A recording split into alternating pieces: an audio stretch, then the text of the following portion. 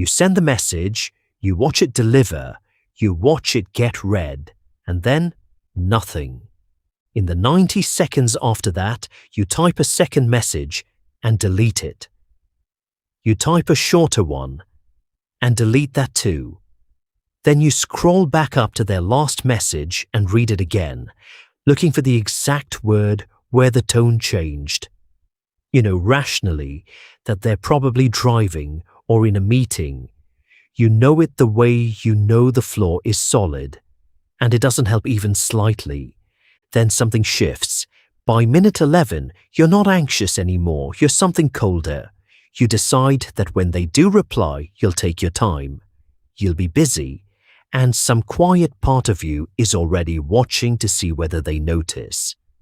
That last part is what almost nobody talks about because it doesn't look like neediness. It looks like distance. It looks like the opposite of what anxious attachment is supposed to look like.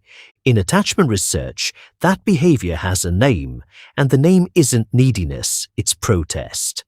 In the 1940s and 50s, two British researchers documented young children separated from their parents by long hospital stays.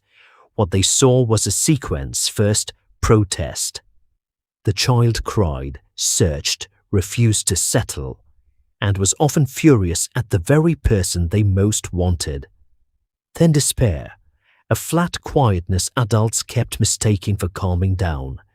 Then detachment, where the child seemed fine and barely looked up when the parent finally walked in. That first stage is worth sitting with. Protest is not the attachment system failing. Protest is the attachment system working exactly as designed. It's an alarm built to be loud, because for a small child, being unnoticed was the actual danger. Nobody uninstalls that alarm. You grow up around it, and in some people it stays calibrated to fire earlier and louder than the situation warrants. One set of experiments catches this almost frame by frame. People watched 9 short films of a face slowly shifting from blank into an emotion. They had to stop the film the moment the feeling appeared. People higher in attachment anxiety consistently stopped it earlier than everyone else.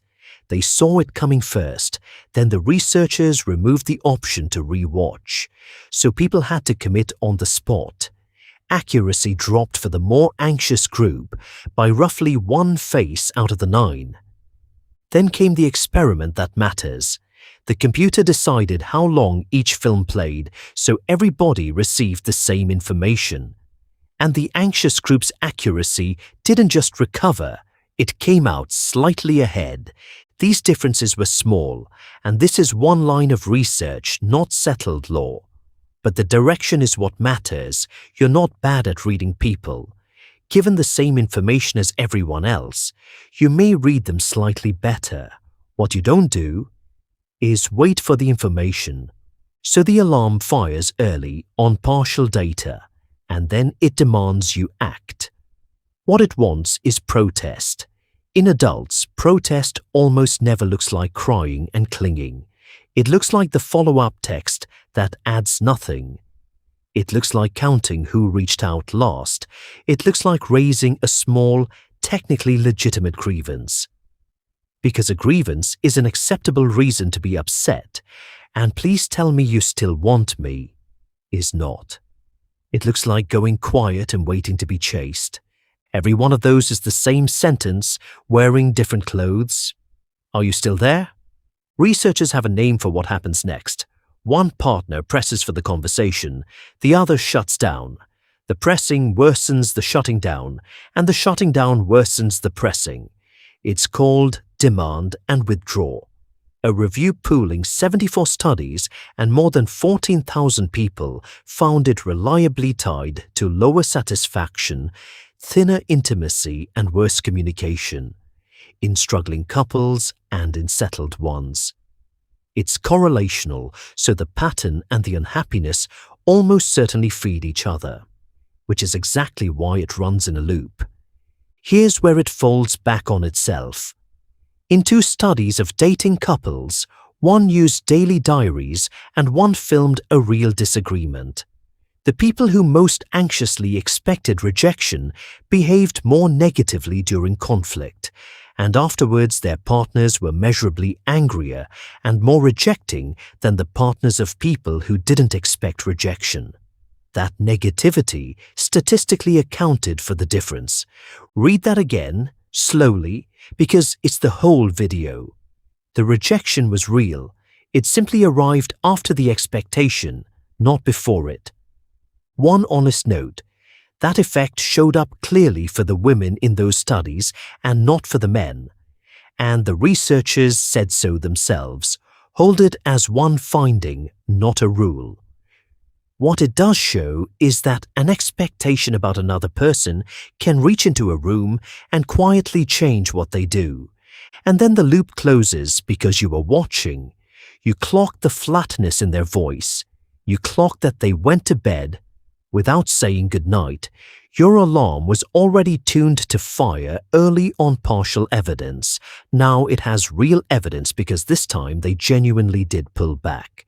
So you protest again, slightly louder, and they withdraw again, slightly further. That's the engine. Not one bad night, but a loop where every lap hands the next one better evidence. Two things stop that from being a life sentence. The first is that there's no such thing as an anxious person, strictly speaking. When researchers tested whether attachment styles are genuine categories with a hard line between them, the data said no. It's a dial, not a box. Your position on it differs between relationships and it moves. In work tracking people from their teens into their 70s, attachment anxiety declined on average with age. The second is more useful. Researchers followed 137 couples for 2 years through the birth of a first child. The people higher in attachment anxiety who felt their partner offered sensitive reassurance were less anxious in that moment. It worked. It just didn't predict lower anxiety 2 years on. What did predict it was something else. Whether they came to feel personally capable, effective, like someone who could handle the thing in front of them. Reassurance is a sprint. Take it. It's not the enemy. It's simply not the treatment, which changes what you're working on. The goal was never a partner who replies fast enough. The goal is a gap, and right now there isn't one. Go back to those 11 minutes and look for the pause. There isn't one. The alarm went off and you were already typing because the alarm is not information about your relationship. It's information about an old fear. Arriving early on incomplete evidence in a body that learned long ago that being unnoticed was dangerous. You don't have to argue with it, you just have to let the film finish. Thank you for watching all the way to the end. If this video gave you something to think about, do one small thing. Subscribe to Cool My Mind Psychology. Every video here unpacks the hidden psychology behind how we think, feel, and act, and subscribing is how you'll never miss the next one.